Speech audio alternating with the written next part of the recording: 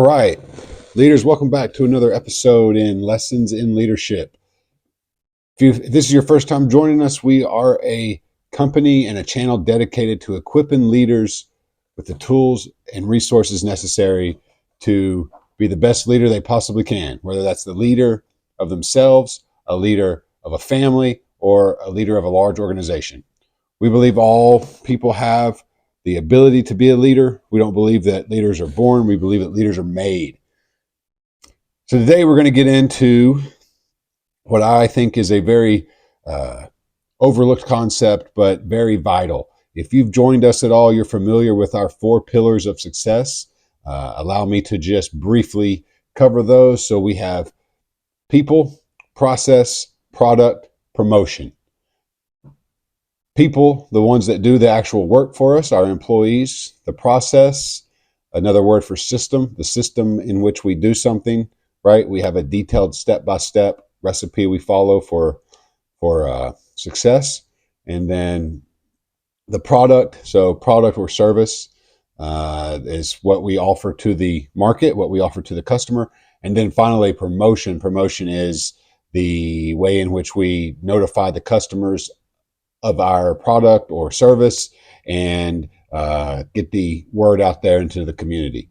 So that's our 4 pillars whenever we work with a company, regardless of the size, whether it's a brand new startup or it's a, older, more established, mature company. We always first look at those 4 fundamental pillars to assess the health of the company. We also use this process to create an alignment across the organization and the different departments.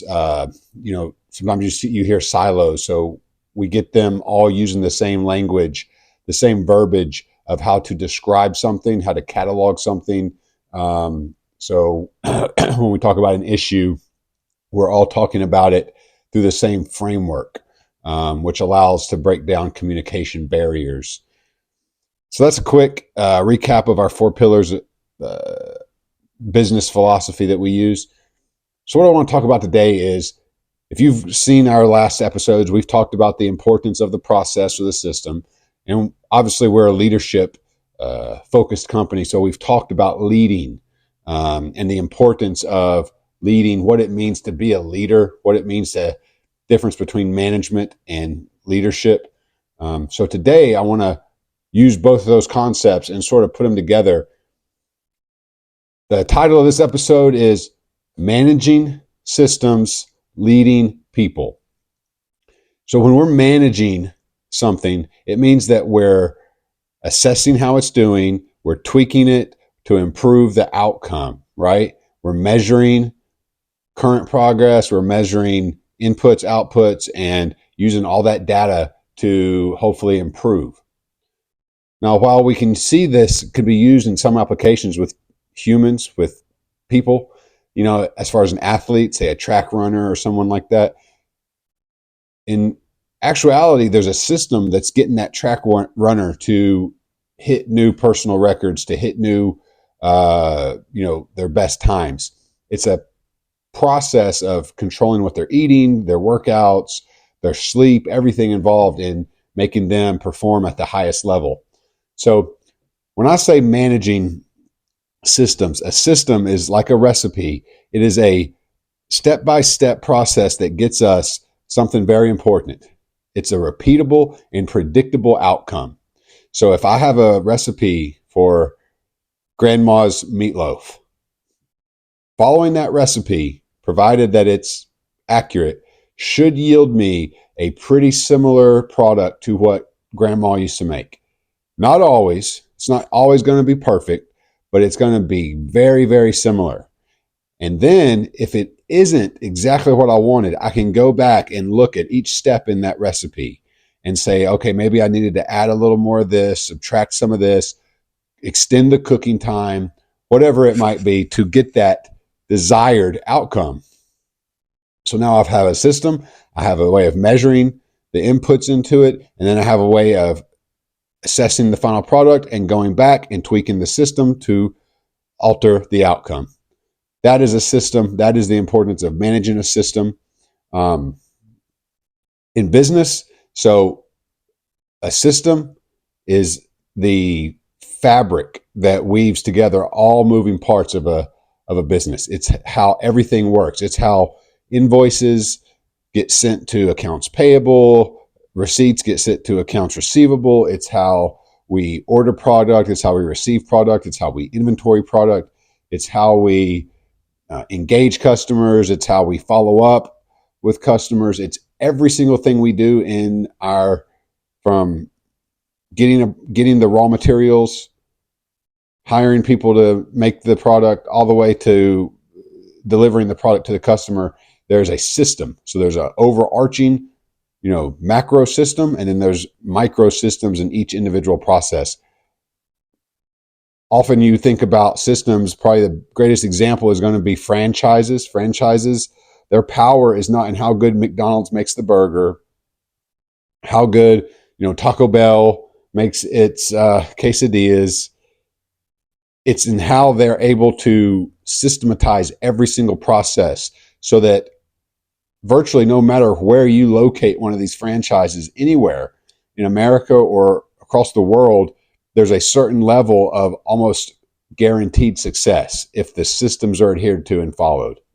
And in fact, typically, most franchise companies, the parent company, will tell you that a vast majority of failure in franchises or franchisees is due to them trying to recreate the wheel and not just following the system. Another way of looking at it is our system of America. We have a system, the legal system. We have, the legislative system. We have all these different systems that go into creating this. When you think about it, it's controlled chaos, right? Every day people are zooming all around the highways. People are transacting. There's so much stuff going on. But because we have this system of where you drive on the road, what you do when you see a stop sign, all these different things, it actually works really, really well. Given when people do not follow the system, they speed or they run red lights, there are going to be accidents. But judging by how many people, just like in my small town, are on the road, and the very small amount of accidents and things that occur, it's actually speaks volumes to how good our system really works. So another thing that systems do is they create structure, efficiency, consistency. All that stuff goes into two things. One, it makes the employees feel safe and secure, knowing that they know what to expect because the system's telling them what to expect. They know when they come in the next day what's going to happen to a certain extent. They know when payday is. They know how to check their pay stubs. They know all these things, right? So it creates a sense of security. Consistency is security. We all think of like a alcoholic dad that comes in. One day he's fun, happy, ready to wrestle and play, and the next day he comes in and screams and yells at you. Inconsistency is scary. We also think about an investor. An investor wants to minimize risk. So if something is unpredictable and inconsistent, they don't want to invest in that when they could get an equal return in something that is a bit more predictable. So hence, that's often why larger, more mature, proven companies will get the lion's share of investment, when startup companies tend to have to go out and get a little bit more creative financing. Obviously, they're probably not going to get as best interest rates and terms and everything because it's a little bit more risky. The people are investing in them because it offers a higher return. The higher return is based off the increased risk that the investment entails. So the other thing that systems do in a business. So we talked about the marriage of business and our government in a past episode and how that works together. Why most of the things, if we had a lemonade stand, our core business is just serving lemonade. But as we grew and opened multiple locations and all these, had trucks transporting lemons and all this complexity and everything, the government steps in and mandates that we have certain laws and regulations to ensure employee safety, to ensure consumer safety, all these things. So then you start to see like human resources springs up as a extension of operations. You see accounting springs up to ensure that we're accounting for our funds for one, but then when we take in investors, now we have to provide them with a certain amount of data off of our financial data. So that's where we have in America, we have GAAP. So it's generally accepted accounting principles. And basically what that is, it's what all large public companies have to adhere to, a certain criteria of accounting and reporting those numbers. So the SEC will dictate that they say that, this is how you record a specific transaction. This is how you do it, because otherwise it could get very convoluted and we wouldn't be comparing apples to apples. It'd be trying to figure out, is this a sell? Is this a future sell? Is this a past sell? Like, and our system does allow for a lot of movement. So, we can say, okay, this sell was done on credit. We're not going to realize it till later. This sale was done in cash, like we received payment at time of service was rendered, or we extended a line of credit to this customer. We're going to realize that when payment is processed. There's a lot of different stuff that goes into it. How we absorb losses, how we carry forth those losses into the future to offset gains. There's a lot of stuff that goes on, and you guys are aware of this when you hear things like Donald Trump didn't pay any taxes. Donald Trump probably paid an excessive amount of taxes. Donald Trump also probably invested in specific things that he was able to record as a loss. I think the most notable was the hundreds of millions of dollars he received from his work on The Apprentice. I think that was earned income at one point. Well, he diverted a lot of that into land that he later developed into a golf course. Of course, doing all that, he was able to show massive losses for some years. He was also able to depreciate a lot of that stuff. So in theory, they're saying that the land and the structures devalued,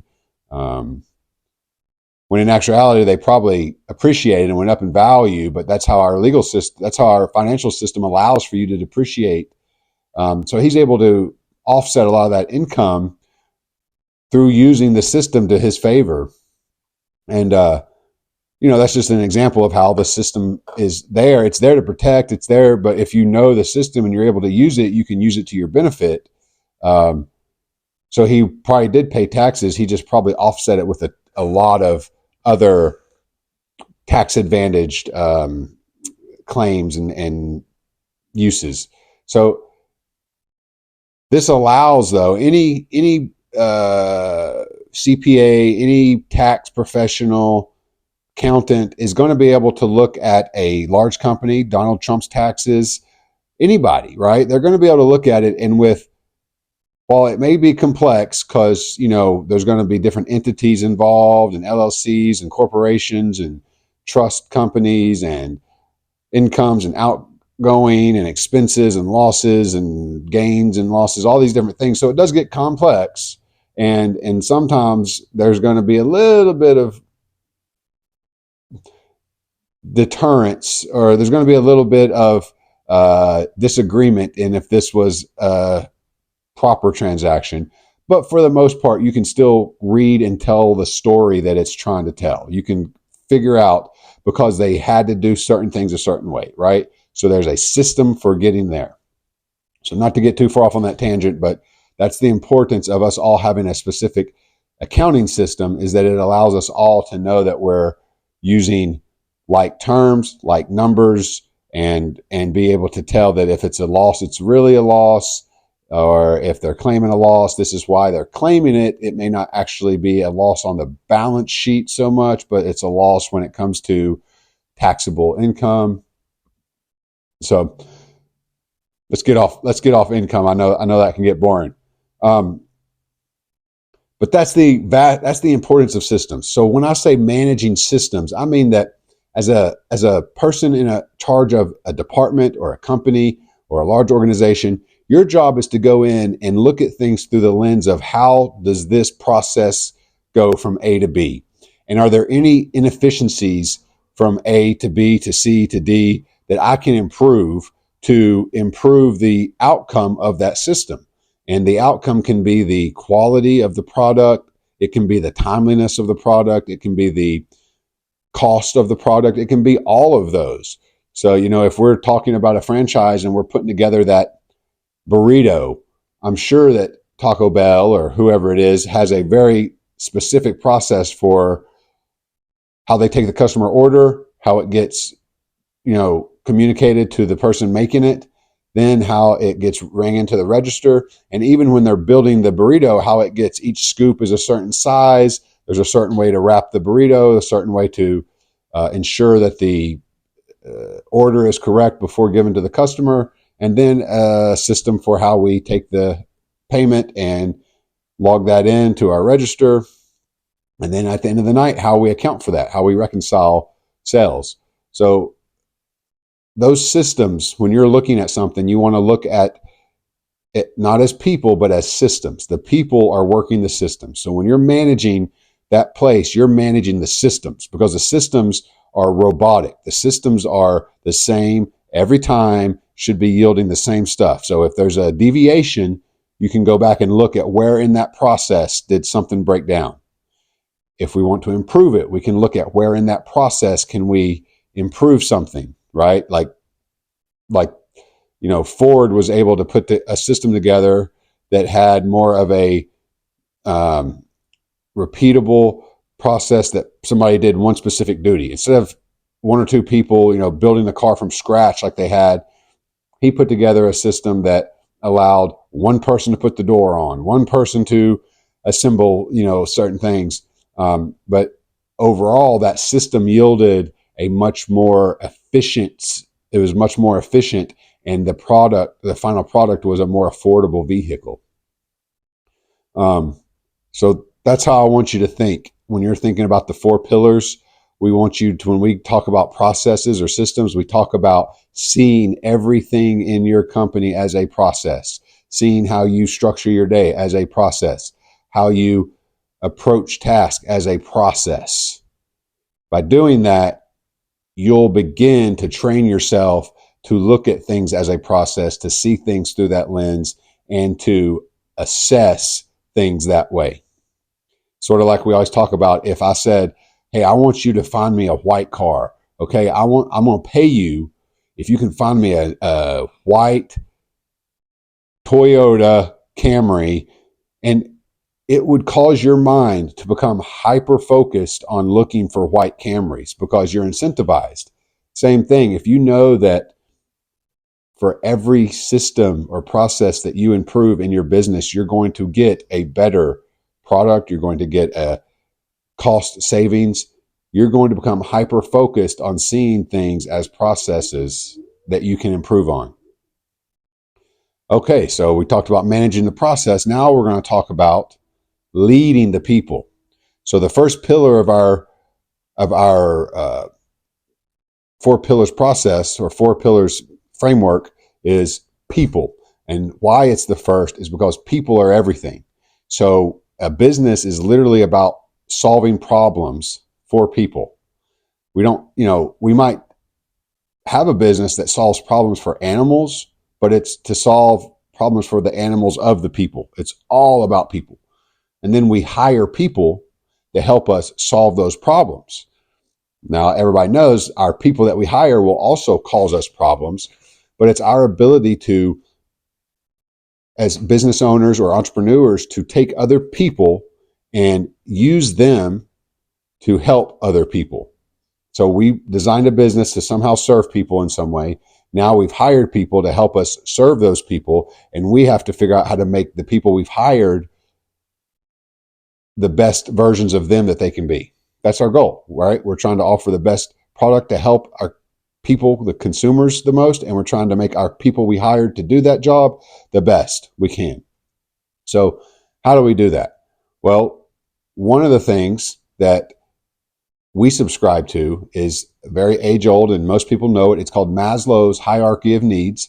That is one of the first things that we talk about because it's very simple to understand, and most people don't have a lot of trouble grasping it. It's basically just a psychological framework. It's a tool to understand human behavior. Human behavior is the reason that people do what they do. So it's the reason that some people are chronically late. People chronically complain. It's the reason that some people are, task oriented. Some people aren't. Some people are. It's the way in which we process information. All that stuff goes into human behavior.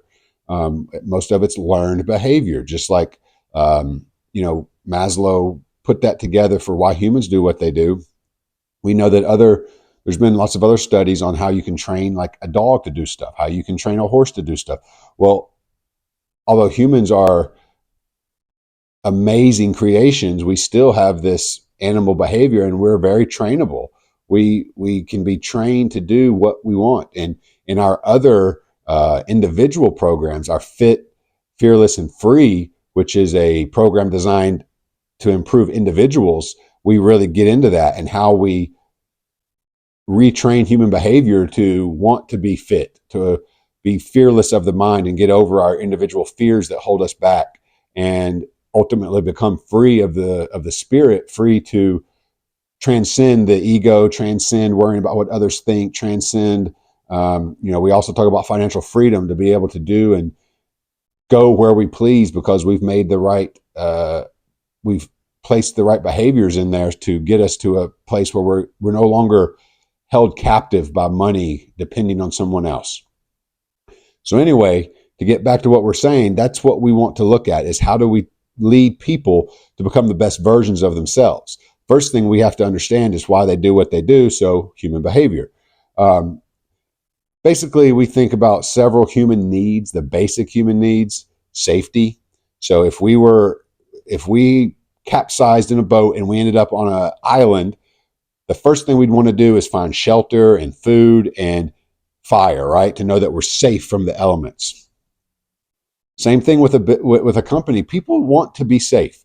That's why we know that we don't want harassment. We don't want intimidation. People want to come to a business, work somewhere where they know they're safe. They know there's consistency, predictability, just safe, right? Like, okay, I'm home. You know what's in your house. You know who's there. It's predictable. When you're in a new environment, it's unpredictable. So there's a level of, insecurity to where you're on alert a little more. The more unpredictable, if you're in a large crowd, the more hyper alert you typically become because it's more unpredictable. So we want to create a safe environment, right? That's it. We also want to create, in that safety is financial safety. They know, like we said, they're going to get a paycheck. They know the expectations based on those systems. So they know that if they do task A, B, and C this way at this time, they're going to be rewarded, or they've done a good job. And if they don't, they've done a bad job. And they know what to expect for doing good or doing bad, right? So we're following a system of how we praise and recognize and give recognition. We're also following a system of how we address issues, right? If they do something they're not supposed to do, we should have a system that is consistent on how we address that. So the next step up from safety is love. Love is a human need, right? We all have a need to be loved. They say that if babies aren't held and caressed and loved when they're little, they can die. And that's probably true because babies have, they're very fragile. So their needs for everything, food, is dependent on others. As we grow, we become less dependent on others. So maybe we don't have that, I can be a single person and survive, but we still have a desire for love, whether we want to admit it or not. So when we say love in the business setting, we definitely don't mean love. So it's more love and belonging. It's more talking about creating friendships and a sense of community. Sometimes we talk about tribes, like this is my tribe. This is where I fit in my tribe. This is my team. But it's just that sense of belonging, sense of community within that group. Um, People want that. A lot of times we talk about it. It's not all about the money. People will stay at jobs because of their friendships and their connectedness to those team members, or even to the customers, or their, maybe they care. They're in healthcare. They feel like they have a commitment to those patients. That's very powerful, and we as leaders are need to focus on creating a environment that is conducive to friendships and partnerships and people working together. That's why often I say it. It's like a garden. You have to prune your garden. Sometimes flowers are extremely beautiful and they're great. They're A team players, but if they're full of thorns and they cause the other people to be discontent, sometimes it's better to remove that so that the garden can grow collectively more so than just being dependent on one A player. It's um, So then the next level up, and this is somewhat of a bastardized version, right? So we're just giving you the very high level view of this. So once they have safety, once they have love and belonging and feel like they're a part of a team, the next thing we want to do is what we call esteem. So now we're giving them praise and recognition verbally, recognizing them in front of their peers. So they feel like, hey, we succeeded as a team, but we also want to recognize these individuals' input. We want to recognize what they did. Somebody went above and beyond. Somebody did something that deserves recognition above just the normal congratulatory. That's very important because now we're building individuals. So we've created a safe place. We've created a team that is focused on accomplishing a mission together. But now we're building the individuals who, on a strong team, are going to build each other. So we want to create this culture of happiness and togetherness and motivating each other. That's very important. Very, very important that we continue to add that self-esteem or esteem, right? So now we're improving the team. Last and probably the most difficult to fully grasp is what we call self-actualization. And that just means, like, you hear all these crazy terms because people try to make things complex. But if you can't explain something in a simple term, you really don't understand it. So self-actualization just means you're actually coming to the what you want in life and becoming the best version of yourself.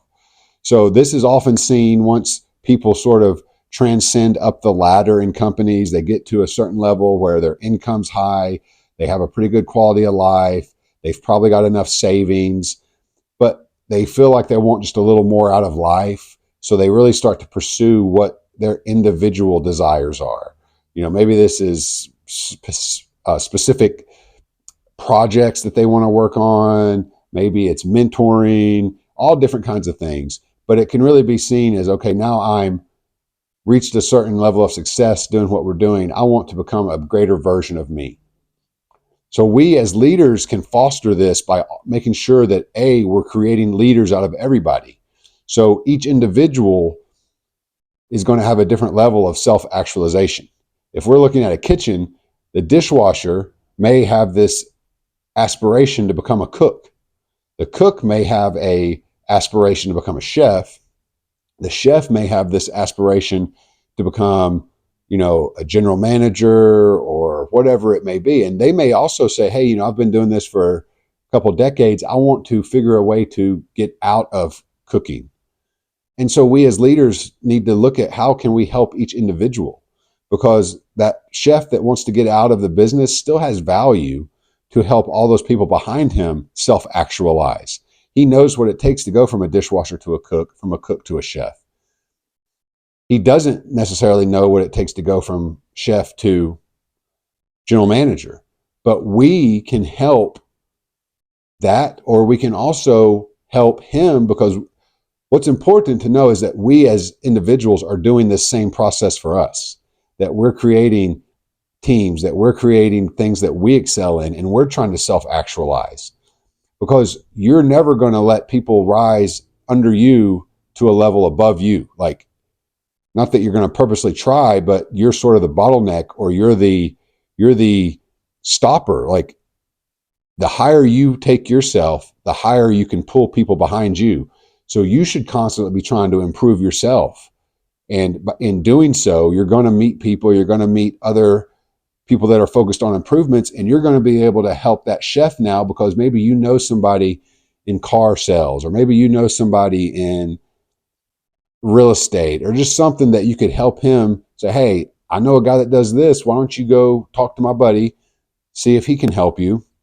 Um, and here's the question. That sounds crazy. Like, why am I going to take one of my top employees and go do this? Well, because two things. That's setting the example for our team that we're focused on helping each other. He's going to be your biggest fan. He's going to love you. He's going to take care of you. He's going to talk good about you. He's going to want to help that cook become a chef.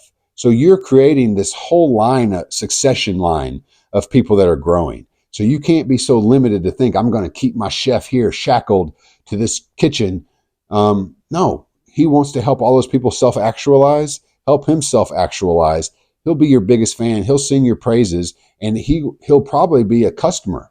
He'll come back and frequent your business. There's no telling where he may come back and help on his line of self-actualization, right? And if we all are truthful, we've probably had somebody in our life that really helped us self-actualize to where we're at. Self-actualization is sort of like the constant improvement. You're constantly self-actualizing. That's what they talk about when they say somebody is woke, I was awakened. That means that we kind of see things in a dream state, like we don't realize it, but we're caught up in this dream, whatever you want to call it, the matrix, because all we can see is what we know. So until someone imparts something on us that helps us to see things through a different perspective, or we're able to sort of, if you think about something, like if we're caught up in this little fight or argument, if we were to be able to lift above it and look down, we'd see it through a different perspective. We might start seeing it from the other person's view, our view, and be like, oh, okay, we could solve it this way. Or that never had to happen, right? It didn't need to escalate that way. Well, we've transcended. We've gone to a higher level. And now when we're looking down on where we were, we're like, oh, wow, I was sort of like, I was looking through a veil. I was asleep to the greater reality. That's what self-actualization is. It's just a constant movement upward. And we can use that in anything. In business, we're constantly trying to transcend and self-actualize to our best self. In personal development, we're trying to self-actualize. In spirituality, we're trying to self-actualize. We're trying to transcend. We're trying to increase our awareness. And anytime you take in more information, more education, more knowledge, more anything, you gain a higher perspective. That's why so many people are big proponents on education. We know that there's a direct correlation between parts of the world that have high education and lower education, crime rates, mortality, everything. When you go in and you help to start educating people, they become more aware of their actions and how it harms other people and everything. So that's what we want to do, is help people self-actualize. And so how do we do that effectively? Well, we talked about the importance of building each one of those, and we'll go deeper and deeper into these processes of, love and esteem and everything. But to understand this, you're just constantly trying to help someone else rise above where they're at. In our view, when we talk about leadership, our fundamental style is servant based. So servant is, in our opinion, the best example is going to be like Jesus or Buddha. Jesus came and people thought he was great. At the time, some people obviously there were big detractors, but some people said, he's the Messiah. He served others. His goal was to serve. Through serving others, he helped so many people self-actualize. He helped himself ascend. Buddha did the same thing. Buddha was actually born to an extremely wealthy father. He was from a wealthy family. He became so obsessed with people's suffering that he shunned all those worldly possessions to go out and to kind of like help people. And through that, think about how many people those men have helped self-actualize. Like even to this day, there's people in churches and people all over Eastern and Western worlds transcending their current realities because of the teachings of these men. So those are great examples of servant leaders. Now, we don't mean doormats. We don't mean to go in and let people walk all over you. That's not helping them. It's not helping anybody, right? You need to train them and teach them to be disciplined and all the necessary things to succeed. But when we talk about serving, we talk about we're there to help them. I'm there to help that dishwasher become a cook. I'm there to help that cook become a chef, so on and so on. That is servant leadership at its essence. I'm helping them. I'm there to help them. And by helping them, by making him the best dishwasher he can be, and dishwashing is a very simple process. Dirty, dishwasher, clean, put it up. It's a very simple process that has to be adhered to, but I can help him become better at teaching him fundamental skills of, everything from showing up on time, from the way he dresses, the way he talks, he or she talks. That's what we're trying to do, is serve them, make them better people. Once that becomes a core foundation of your culture, it changes everything. Once everybody there is to serve, that chef's trying to serve, that cook's trying to serve, everybody's trying to serve, and then that bleeds out to serving the community, serving the customers. It changes everything. And then transformational leadership. When we talk transformational, we talk about transforming those people. So we use this in organizations when we talk about, okay, maybe they're more mature, but we want to transform how they operate with each other. We want to transform how they do something. So we transform the individual mostly through using our framework of the fit, fearless, and free, right? Because usually if people are attacking others, whether in meetings or in emails, or just if there's a lot of division, fragmentation across different departments, or like interdepartmental conflict, it's typically because there's insecurities, a lack of trust, all these different things. So we work with the CEO all the way down to teach them about the fit, fearless, and free. Like, we're not saying they have to be marathon runners, but we're teaching them that they need to prioritize their health, because it'd be like, if I don't care about my car, I just beat it up, let it do whatever. I mean, our body's the only one we're ever going to get. So if you don't prioritize your fitness somewhat, it shows that you have just an absolute lack of self-discipline, self-care, self-love at all, right? So we want to show that we care about ourselves. We care about others. We do that through showing that we care about our body, our fitness, and putting programs in place to help people. Which shows that we care about you much more than just showing up and sitting in this cubicle and getting the stuff done. We care about you.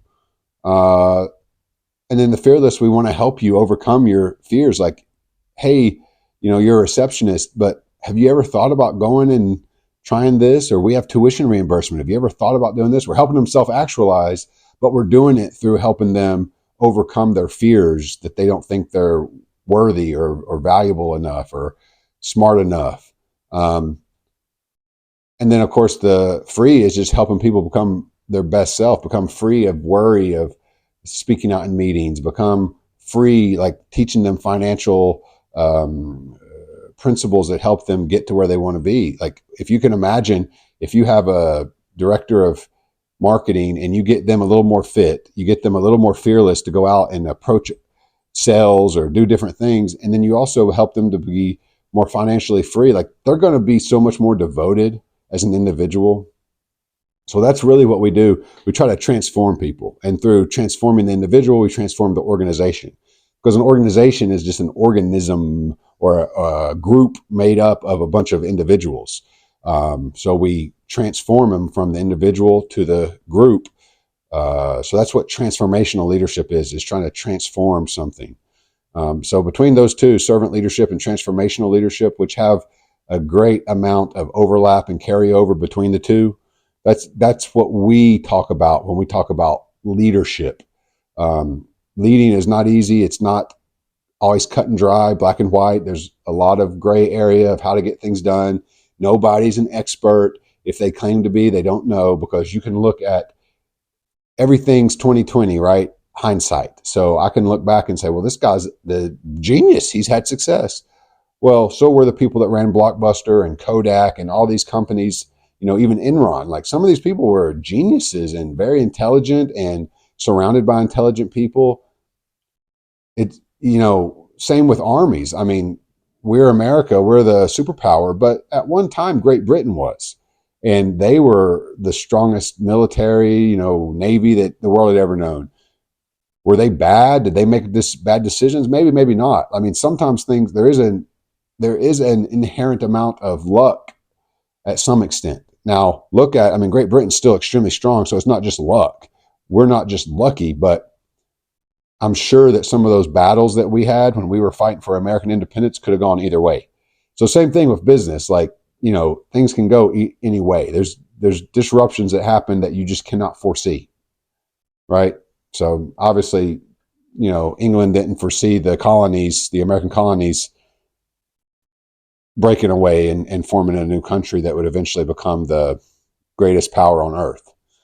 Same with big companies. They don't foresee that. So anyway, that's what we look at. We look at transforming individuals, transforming companies through servant leadership.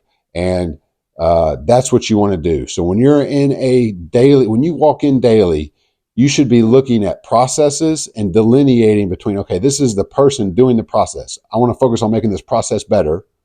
And then focusing on the individuals when you're speaking to them, practice intuitiveness, practice listening. When you listen to people, listening for certain things. We really delve deep into this in our framework when we talk about communication. If you haven't looked into some of our programs, I would definitely advise that, because some of our programs are very, very full immersions into communicating. That's 90% of the problems in relationships and business is communication. But we look at how we communicate with people. So look at people as individuals with needs and wants and desires, and how you can make them become the best version. Look at the tasks they're doing as systems, and how you can improve the effectiveness of each individual component of that system, each process in that system.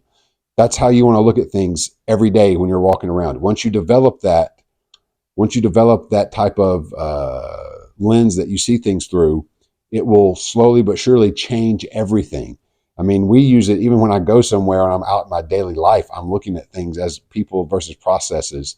How do they do what they do? Why do they do what they do? Some of y'all know that I'm in a past life and still I am a neurolinguistic program practitioner, master practitioner. And that's basically just a process of decoding how people do what they do, why they do what they do, what causes someone to do something. How do we break that process down into steps and change it or improve upon it, right? What makes Michael Jordan, Michael Jordan? What makes the drunk guy that abuses himself and others do what he does? There's a specific pattern of thoughts and actions and habits that create those outcomes and create the individual. So we're all about creating the habits, the mindset, the spirituality, everything that create the individual that we want to be, to create the world or life that we want to have. So that's what we're all about. Hey guys, I really appreciate you joining us. I hope you got some value out of this. Practice it when you're out in your day. Look at process, look at people. They're different, they're separate. They both need to be addressed individually. Thank you for joining us. Check us out. We're everywhere: Twitter, Facebook, Instagram, TikTok. Help us like our videos, subscribe, share it out there. It helps us reach more people. And do me one more favor. Get off social media and get to work.